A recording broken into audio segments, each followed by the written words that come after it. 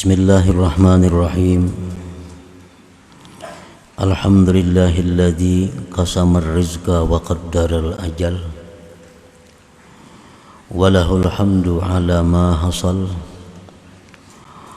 Fala naf'a lil khalqi ma aradahu wa ammal. Ashhadu an la ilaha illallah wahdahu la syarika lahu azza wa jalla. Wa ashhadu anna sayyidana Muhammadan abduhu wa rasuluhul mursal. Allahumma salli wa sallim ala sayyidina Muhammadin nahi anil bukhli wal kasal wa ala alihi wa sahbihi wa dhurriyyatihi wa atba'ihi ila yaumil hukmi wal fasal. Amma ba'du. Yang kita hormati dan kita cintai para habaib, para alim ulama dan para muhibbin, hadirin hadirat rahimakumullah. Pertama-tama terlebih dahulu kita memanjatkan puji syukur kehadirat Allah Subhanahu wa ta'ala, yang mana selalu mengumpulkan kita di tempat yang penuh berkah dan rahmat ini. Salawat dan salam kita haturkan kepada junjungan kita Nabi besar Muhammad sallallahu alaihi wasallam dan kepada seluruh keluarga, para sahabat, zuriat dan pengikut beliau. Para muhibbin rahimakumullah, al-hikmatu sittun minal hikamil ataiyah. Qala al-Imam Ahmad ibnu Athaillah Sakandari rahimahullah wa nafa'ana bi'ulumih. Hikmah yang ke-60 dari Al-Hikam, berkata pengarang Al-Imam Ahmad ibnu Athaillah Sakandari rahimahullah, anta hurrun mimma anta anhu ayisun wa abdun lima anta lahu tami'un. Yang artinya engkau adalah merdeka,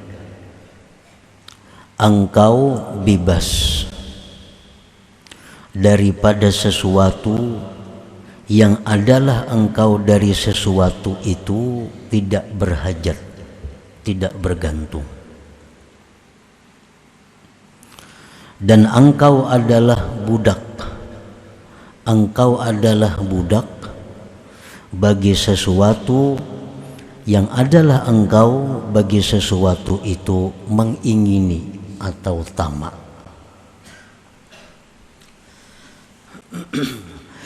Nah, para muhibbin rahimakumullah, artinya kita ini merdeka. Arti merdeka itu tidak terkekang, bebas daripada sesuatu yang kita tidak memerlukan kepada sesuatu itu. Nah, kita kada perlu lawan sesuatu itu, maka kita bebas daripadanya.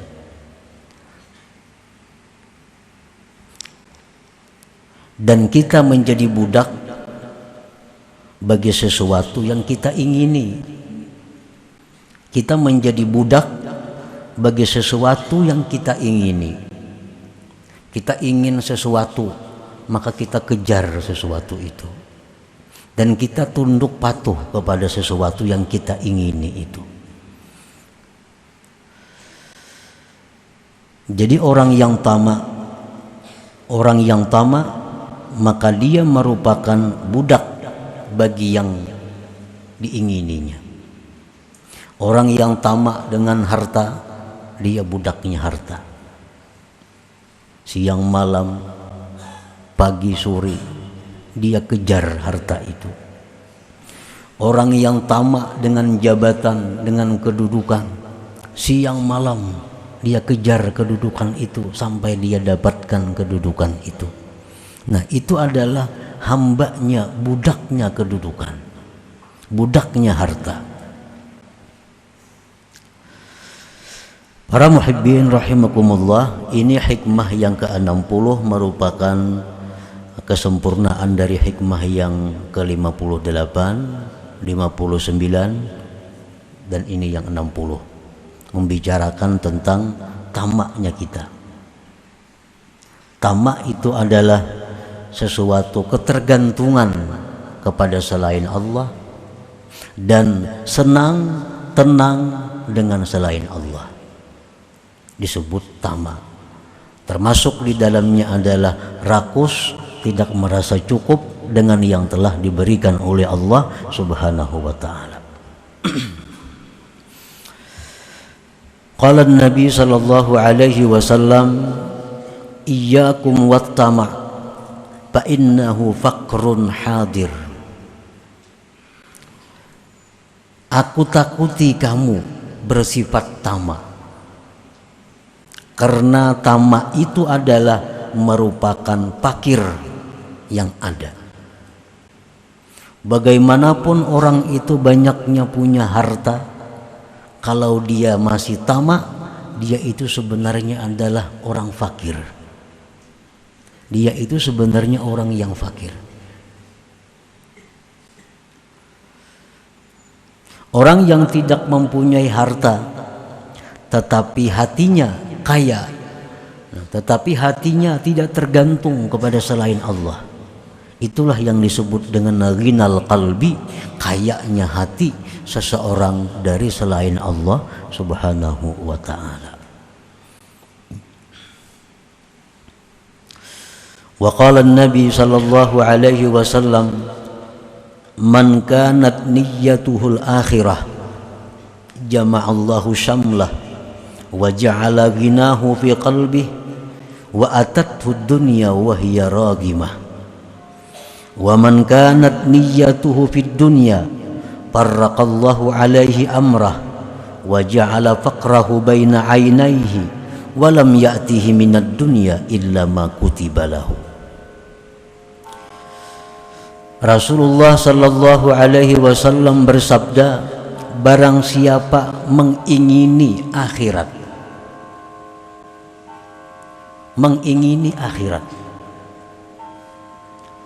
orang ini ingin menjadi hambanya Allah, orang ini ingin dapat keridhaan Allah, orang ini ingin masuk surga, itu yang diingininya,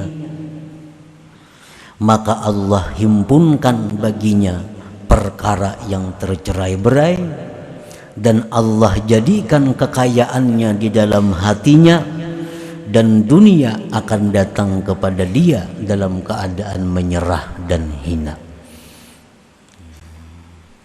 Orang yang hidupnya ini niatnya, keinginannya akhirat, orang yang hidup itu pikirannya adalah bagaimana dia mempunyai bangunan, mempunyai gedung di dalam surga. Ini pikirannya.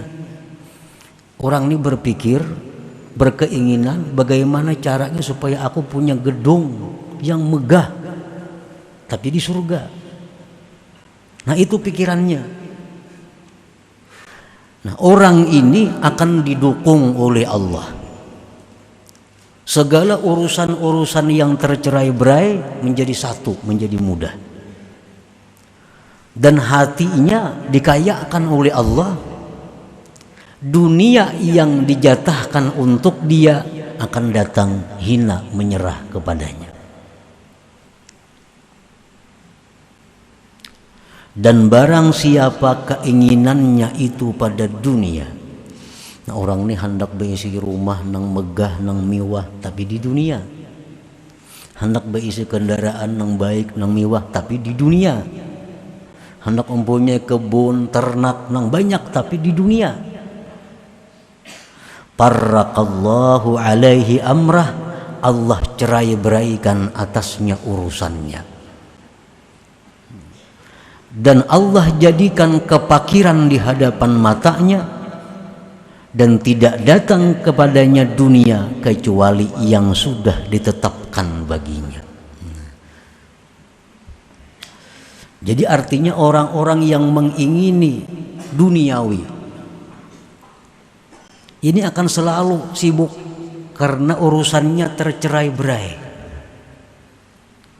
dan selalu merasa fakir, merasa kada cukup. Dan dunia yang diberikan Tuhan kepadanya kada berubah daripada apa yang ditetapkannya di dalam Lauhil Mahfuz di masa azali dahulu kala.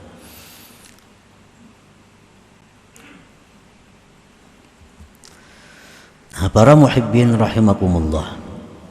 Jadi keinginan kita itu hendaknya jangan keinginan yang surut.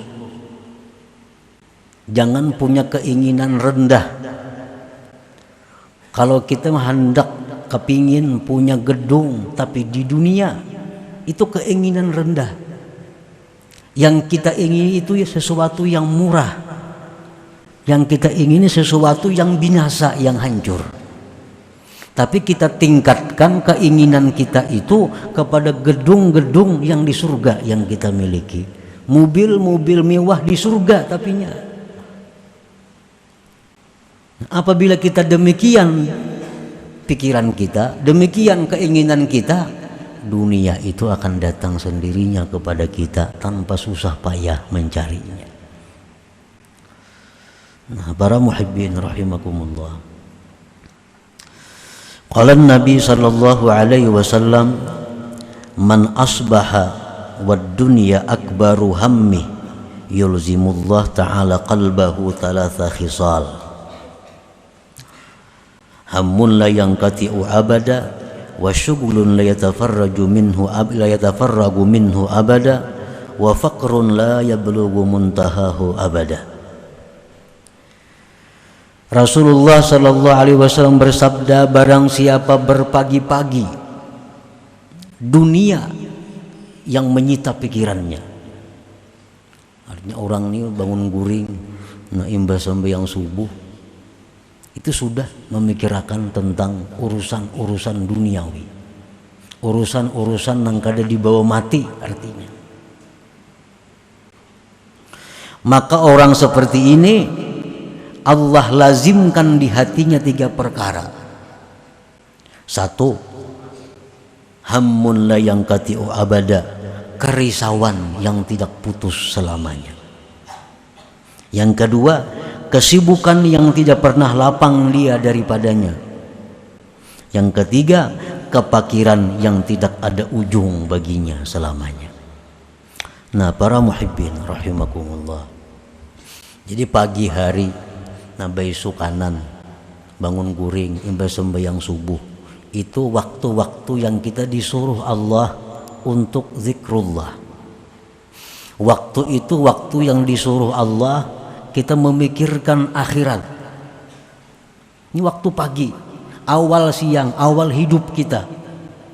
Pagi-pagi itu Allah menyuruh kita agar berpikir akhirat, jangan berpikir dunia. Oleh karena itu Allah Subhanahu wa ta'ala memberikan ganjaran yang sangat besar kepada orang-orang yang di pagi itu berzikir kepada Allah. Man shallal fajra fi jama'atin thumma qa'ada yadhkurullaha ta'ala hatta tatlu'a asy-syams thumma shalla rak'atain kanat lahu ka ajri hajjatin wa umratin tammatin. Biar Nabi. Barang siapa sembahyang subuh berjamaah, kemudian duduk berzikir, membaca Quran kah, salawat kah, tasbih kah, menuntut ilmu kah, sampai terbit matahari. Kada sampai sejam itu, kada sampai sejam, apalagi sembahyang subuhnya tengah 6 begininya, kada sampai sejam, sampai terbit matahari. Sembahyang isyraq 2 rakaat atau duha 2 rakaat, maka baginya mendapat pahala haji umrah sempurna ujar Nabi. Nah, ini adalah satu dorongan kepada umat bahwa hendaknya di pagi-pagi itu jangan memikirkan urusan duniawi. Isilah waktu pagi itu dengan akhirat. Nah, para muhibbin rahimakumullah. Qala ba'dul hukama at-tama' ala thalathati aqsam. Tamak itu 3 macam. Qismun mahmud wa qismun madhmum wa qismun ghairu mahmud wala madhmum. Ada tamak yang dipuji, ada tamak yang dicela, ada tamak yang tidak dipuji, tidak dicela. Macam-macam tamak. Al-qismul awal, macam yang pertama, tamak yang dipuji. Kaqaulihi ta'ala hikayatan an khalilihi Ibrahim alaihi salam, walladzi atma'u ay yaghfira li khati'ati yaumaddin. Seperti firman Allah mengisahkan Nabi Ibrahim. Nabi Ibrahim berkata, wallazi atma'u, bermula yang aku tamak, bermula yang aku ingini, bahwa Allah mengampuni dosa-dosaku di akhirat nanti. Nah, tamak dengan urusan akhirat itu dipuji. Selalu merasa kurang dalam hal urusan akhirat, selalu merasa bodoh, akhirnya rajin menuntut ilmu. Selalu merasa kurang tubatnya, selalu tubat kepada Allah. Nah, ini tamak juga, tapi dipuji karena tamaknya ini kepada akhirat. Wal qismu tsani, macam yang kedua, ayyashghalahu an ada'i awamirillahi ta'ala aw yurida jam'al mal litakatsur wat tafakhur. Tamak yang dicela itu adalah tamak yang mencegah dia daripada, yang menghalangi dia daripada menunaikan perintah Allah. Inya ini keinginannya itu membuat inya ini terhalang daripada yang disuruh Allah. Sembahyang berjamaah tertinggal, wirid-wirid kada tabacai, pengajian-pengajian ditinggalkan untuk mencari sesuatu daripada duniawi. Nah, ini yang dicela tamaknya.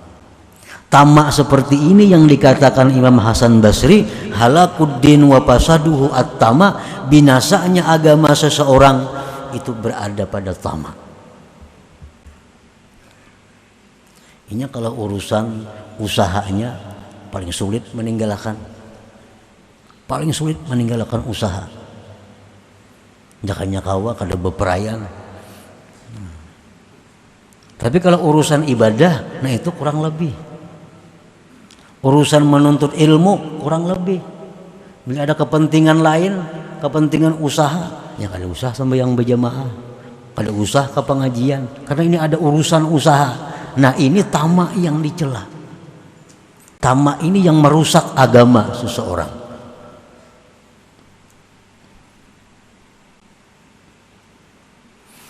Aw yurida jam'al mal litakatsur wat tafakhur, atau dia menghendaki mengumpulkan harta untuk berbanyak-banyak dan bermegah-megah. Nah, inya ini tamak. Waktunya bagus, pengajiannya kada tertinggal, berjamaahnya kada tertinggal. Tapi di waktu-waktu kosong dari kegiatan agama, inya mencari dunia untuk berbanyak-banyak dan mengumpulkan duniawi. Ini pun dicela juga. Alhaakumut takatsur hatta zurtumul maqabir. Kamu itu dilalaikan oleh berbanyak-banyak sampai kamu mati. Hatta zurtumul maqabir, sehingga kamu ziarah kubur, sehingga kamu masuk kubur artinya. Nah, ini yang dicela.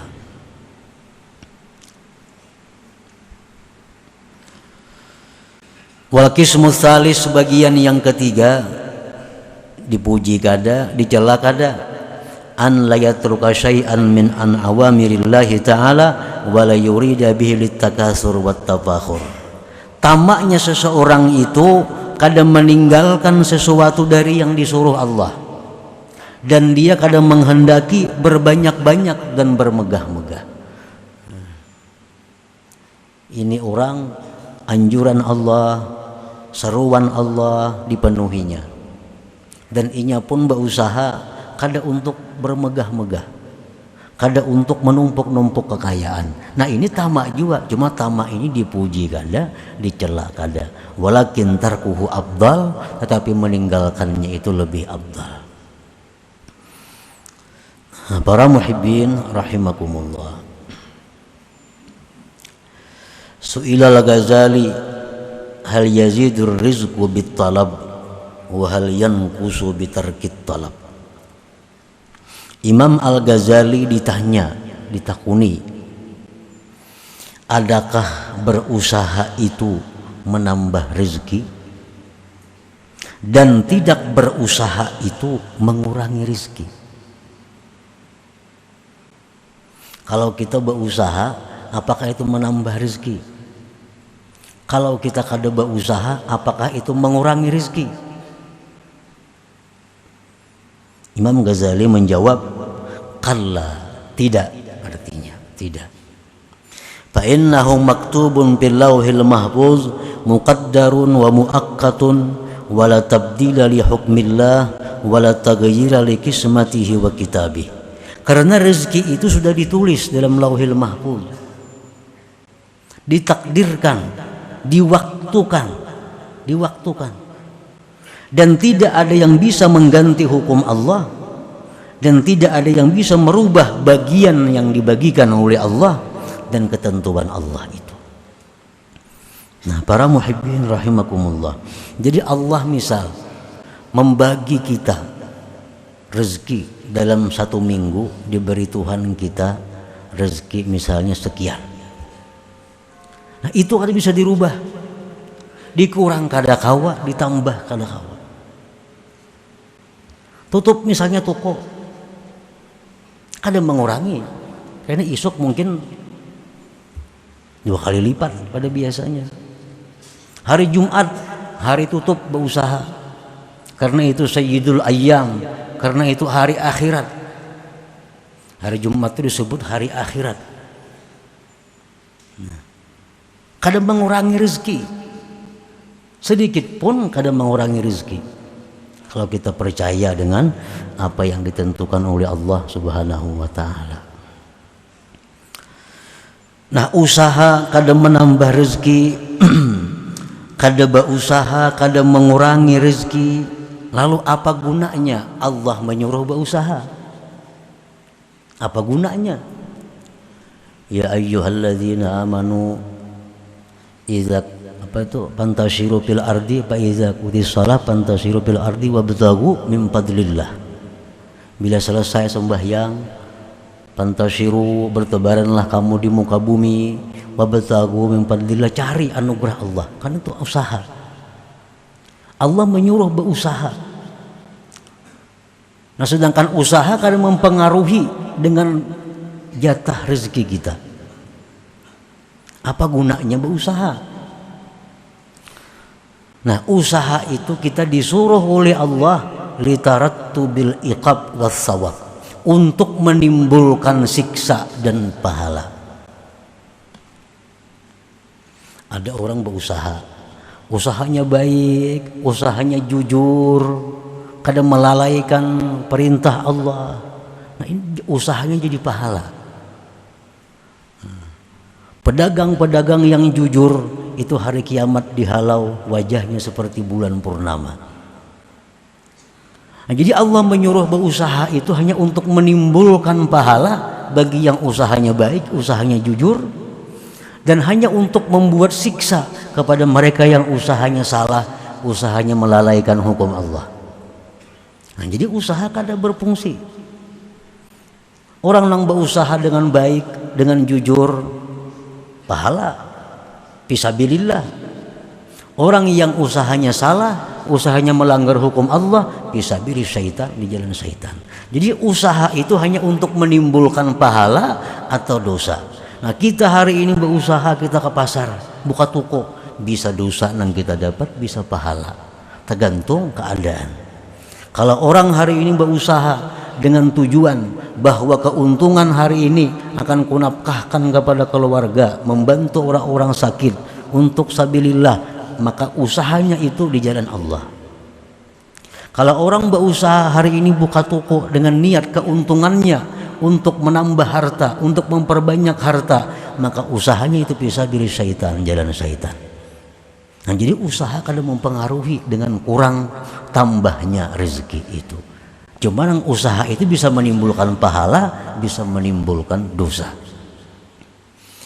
Nah, para muhibbin rahimakumullah, lalu apa gunanya doa? Kan ada doa, ya Allah luaskan rezeki kami, maka kada berubah. Kalau kita dapat jatah seminggu dapat sekian, kita berdoa kayak apa aja kada bisa merubah. Kenapa disuruh berdoa? Nah, Allah Subhanahu wa taala menyuruh kita berdoa itu adalah izharan lil faqri, untuk menampakkan kepakiran kita kepada Allah. Allah menyuruh kita berdoa itu hanya untuk menampakkan bahwa kita berhajat kepada Allah. Maulah doa kita nang manusia nih, apalagi nang banyak dosa nih, kau merubah ketetapan Allah, terlalu hebat doa. Nah, jadi doa itu hanya Allah menyuruh kita agar bahwa kita ini nampak fakir di hadapan Allah, agar kita nampak berhajat di hadapan Allah. Jadi doa kada akan merubah apa yang ditetapkan oleh Allah dalam ilmunya, di dalam lauhil mahfuz itu. Nah, para muhibbin rahimakumullah, lalu kenapa kadang-kadang begitu kita berdoa terjadi? Kita berdoa, ya Allah luasakan pengharini rezeki hamba nak bayar hutang. Biasa sehari dapat rezeki 10.000, 15.000. Begitu bisukan berdoa sekali dapat 1 juta hari itu. Nah, kan kayak doa modelnya kabul nih, kayak doa modelnya kabul. Padahal itu sudah ketetapan Allah, hari itu memang dapat itu. Sama orang misalnya memotong sesuatu, begitu dipotongnya putus, tataknya pagat, model kayak lading yang memagat itu modelnya. Padahal lading itu kada berdaya upaya, itu ada daya upaya daripada Allah Subhanahu wa taala yang berbetulan dengan lading jatuh kepada yang dipotong tadi. Nah, amun kita madahkan bahwa doa kok makanya kamu tuh murah rezeki, itu Allah taala ngarannya. Allah Ta'ala, doa kada bisa merubah yang ditentukan dalam ilmu Allah Subhanahu wa Ta'ala. Nah, jadi dengan adanya kita berdoa supaya luas rezeki, kita berpahala karena kita menampakkan bahwa kita fakir kepada Allah, kita menampakkan kita berhajat kepada Allah Subhanahu wa Ta'ala. Nah, para muhibbin rahimakumullah, jadi kada ada gunanya kita tamak, itu kada ada gunanya. Bahayanya maka banyak. Orang nang menipu karena tamak, orang nang mengangkat tanah orang karena tamak, orang nang merampok, menjuntan, korupsi karena tamak. Itu halakuddin, binasanya agama di situ. Nah, para muhibbin rahimakumullah, sampai yang hikmah ke-60 ini dari 58, 59 sampai 60 pengarang membicarakan masalah tamak tadi. Selanjutnya hikmah yang ke-61. Nah, insyaallah kita sambung kembali malam Rabu yang ketiga, di bulan Syawal insyaallah taala. Ila hadratin Nabi sallallahu alaihi wasallam, al-Fatihah. Iyyaka na'budu wa iyyaka nasta'in, ihdinas siratal mustaqim. Siratal ladzina an'amta 'alaihim ghairil maghdubi 'alaihim. Ya Allah biha, ya Allah biha, ya Allah bi husnil khatimah. Ya Allah biha, ya Allah biha, ya Allah bi husnil khatimah. Ya Allah biha, ya Allah biha, ya Allah bi husnil khatimah. ويا أيها الرجل منه شفاعة صلوا عليه وسلموا تسليما.